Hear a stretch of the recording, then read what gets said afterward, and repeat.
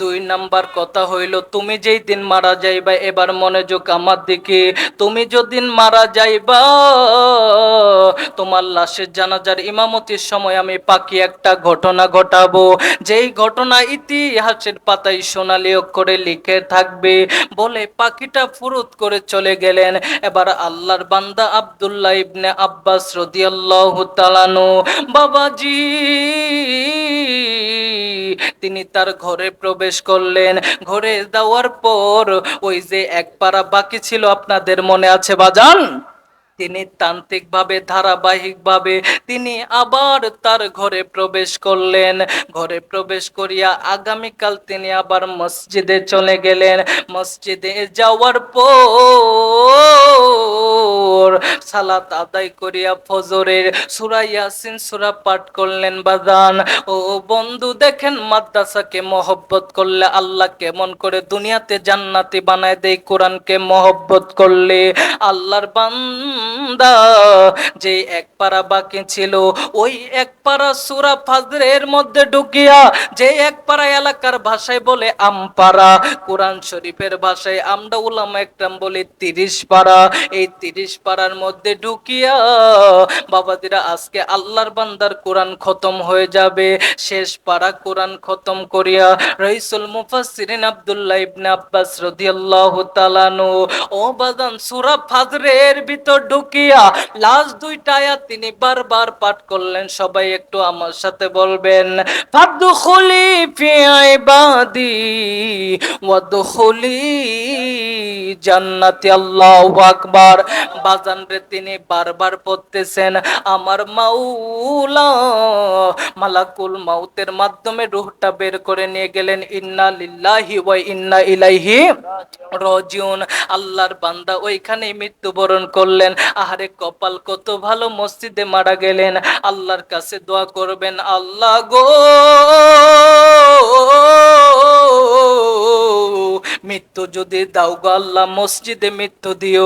মৃত্যু যদি দাও গো আল্লাহ, কোরআন পড়তে পড়তে মৃত্যু দিও। আল্লাহর কাছে দোয়া করবেন। আল্লাহর বান্দা মসজিদে ইন্তেকাল করলেন। ওই দিক দিয়া বিবি স্বামীর জন্য ঘরে ওয়েট করতেছে, আর স্বামী আসে না। আরে স্বামী কই গেল রে? এবার বিবি অনেকক্ষণ দেরি করলেন। দেরি করার পর আর দেরি মানে না। স্বামীর জন্য যখন আবার দেরি করতেছেন, স্বামী আসে না। বিবি আর দেরি না করিয়া চলে গেলেন মসজিদে। মসজিদে যাইয়া নজর করে দেখে স্বামীর মুখ কি হাসি উজ্জ্বল চেহারা। বিবি আর বুঝতে দেরি করলেন না। বিবি বুঝতে দেরি করলেন না। বিবি বললেন, আল্লাহ আমার স্বামীকে তুমি আগে নিয়োগ দিয়া, আগে সংবাদ দিয়া দুনিয়া থেকে নিয়ে গেলা।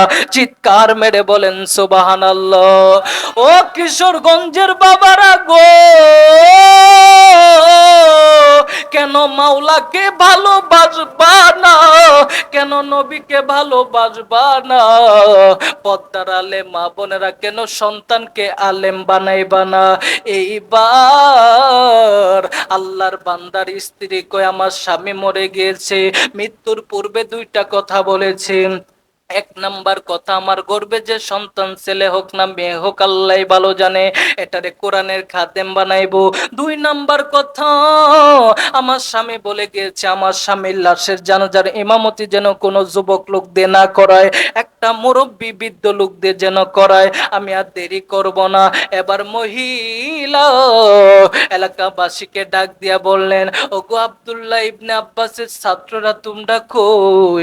আমার স্বামী দুনিয়ায় নাই, আমার স্বামী মারা গিয়েছে, তাড়াতাড়ি আসো, আমার স্বামীর লাশের জানাজার ইমামতি করা।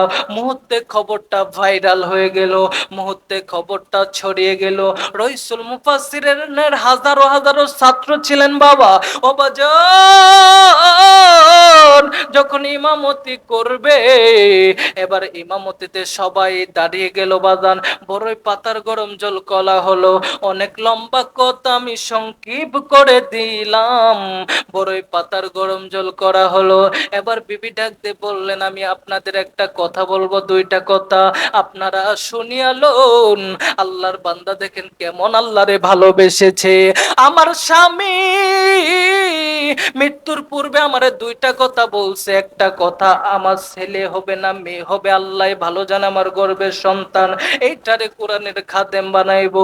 এই যে আপনাদের ভিতর যে হাজার হাজার সাহাবীরা দেখতেছি, আমার স্বামীর জানাজার ইমামতি মুরব্বি করাইতে হইব, যুবক করাইতে পারবো না। আল্লাহু আকবার। এবার সবাই ডাক দিয়ে বলতেছেন, ঠিক আছে ঠিক আছে ঠিক আছে, আমরা জানাজার ইমামতি করব না, মুরব্বি করবে। এ বন্ধু কাতার সোজা করা হইল, বন্ধু কাতার সোজা করা হইল, 7 কাতার হয়ে গেল। মুরব্বি সাহাবী এবার যখন আল্লাহু আকবার বলে নিয়ত বাঁধবে, আল্লাহু আকবার বলে যখন নিয়ত বাঁধবে, জানাজা শুরু হয়ে যাবে। 7 কাতারের লাশ কাতারে একজন লোক জমিনে 2 পায়ের আঙ্গুল ভর করিয়া হাত উঁচু করিয়া কই, হুজুর আগে নিয়ত বাঁধবেন না, নজর করে দেখেন বিরাট বড় পাখি আল্লাহর বান্দা আব্দুল্লাহ ইবনে আব্বাসের লাশের উপর নামতেছে।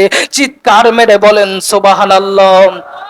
এবার যুবকরা ডাক দিয়ে বললেন, হুজুর অনুমতি দেন, এই পাখিরে কাইট্টা ফালাইমু। মুরব্বি কই, তোমাদের মাথা গরম, খালি কুবাকুবি করবার চাও, আগে দেখো পাখি কই যা কি করে। এই দেখছেন, যদি যুবকদের ইমামতি দিত, যুবকরা পাখি কাইটা ফালাইতো, তাহলে তো ঘটনা মানুষ জানতো না। এই জন্য আল্লাহর বান্দারা মৃত্যুর পূর্বে সব খবর জানে। এ তেরি কালাম মাই তুমহারি গোলাম, আল্লাহর কালামের সাথে যার সম্পর্ক, আল্লাহ তারে গোলাম বানায় নেই, ঠিক কিনা? ও বাজান, এইবার মুরব্বি বলতেছে, বাবারা পাগলামি করো না করো না, দেখো পাখি কইদা কি করে। সবাই বেডিকে দিল বাবা, খুব নজর করে মায়ার দিকে আমার দিকে তাকান। এবার এই পাখি ডাইনেও গেল না বামেও গেল না, ড্রপ দিয়া আল্লাহর বান্দা আব্দুল্লাহ ইবনে আব্বাসের বুকের উপর বসে পড়লো। চিৎকার মেরে বলেন সুবহানাল্লাহ। এ যুবক এইবার বুকের উপর বসিয়া এই পাখি আল্লাহর বান্দা আব্দুল্লাহ ইবনে আব্বাসের লাশের বান্ধনের কাপড়টা কেমন জানি খুলতে চায়। পাখির লম্বা ঠোঁট আগায়া দিয়া পা দিয়া আল্লাহর বান্দা আব্দুল্লাহ ইবনে আব্বাসের লাশের বান্ধনের কাপড়টা খুলিয়া, ও বাজান এই পাখির ঠোঁট দিয়া মাথার কাপড়টা খুলিয়া এই পাখি পা দিয়া কাপড়গুলো সরিয়ে দিলেন। পাখির লম্বা ঠোঁট আগা দিয়া নরম জিহ্বা বাইর করিয়া এই পাখি আল্লাহর বান্দা আব্দুল্লাহ ইবনে আব্বাসের ঠোঁটের সাথে ঠোঁট মিলাইয়া একটা চুমা দেয়। আল্লাহু আকবার আল্লাহু আকবার। এই পাখি ঠোঁটের সাথে ঠোঁট মিলাইয়া একটা চুমা দেয়, আর পাখি মানুষের ভাষায় তেলাওয়াত করে, ফাদখুলি ফি ইবাদি ওয়াদখুলি জান্নাতি। আল্লাহু আকবার। ইমাম সাহেব হুজুর কয়, আল্লাহ এ আল্লাহর বান্দা রে, তুমি দুনিয়াতে জান্নাতি বানায় দিলা। আল্লাহ দুনিয়াতে তার কি আমল ছিল যাকে পাখি জানায় দেয়। আল্লাহ ও মাওলা তুমি বলো না। বলতে না বলতে পাখি আর দেখা যায় না। সবাই বলতেছে, হুজুর মনে হয় পাখি আকাশে উড়ে গিয়েছে। আরেকজন বলে, না না মনে হয় পাখি মিশে গিয়েছে।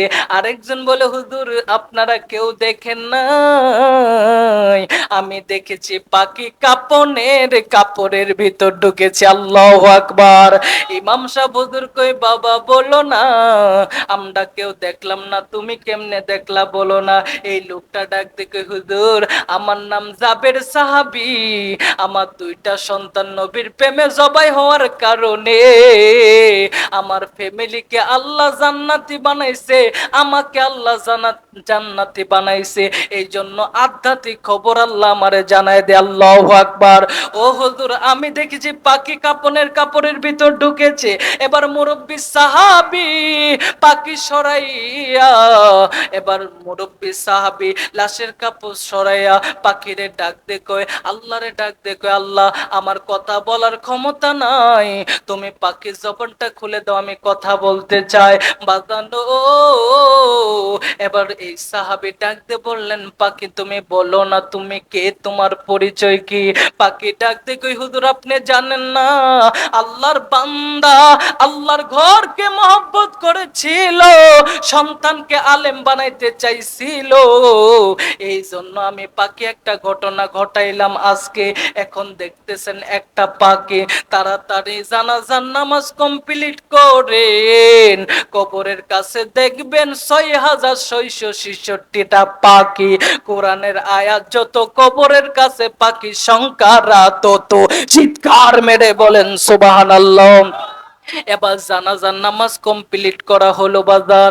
জানাজার নামাজ যখন কমপ্লিট করা হলো, এবার যখন জানাজার নামাজ একদম শেষ, আল্লাহর বান্দাকে কবরে নামাইলো।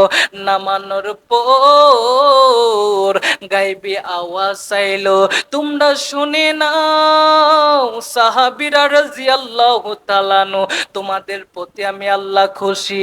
ও দুনিয়ার মানুষ তোমরাও খুশি হইও, আমি আল্লাহ আব্দুল্লাহ ইবনে আব্বাস কোরআনকে মহব্বত করেছে, তার নবী আমার বন্ধু নবীকে মহব্বত করেছে, মসজিদ মাদ্রাসাকে আলেমদেরকে মহব্বত করেছে, আমি আল্লাহ হইছি খুশি, বানায়া দিছি আল্লাহর বান্দারে কোরআন মানার কারণে জান্নাতবাসী।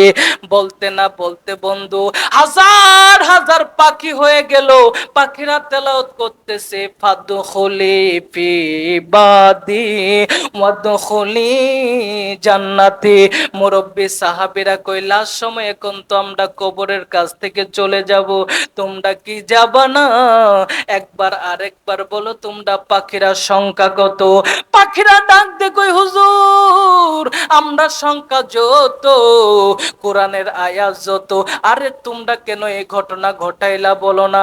ডাক দে কই, হুজুর আমার আল্লাহ আজকের ঘটনা তাম দুনিয়ার মানুষকে জানায়া দিল, বান্দা বান্দি যদি কোরআন মাইনা নেয়, নবীরে ভালোবাসে, আল্লাহ দুনিয়াতে তাকে জান্নাতি বানায়া দিবে। আল্লাহর বান্দারে আল্লাহ জান্নাতি বানাইছে।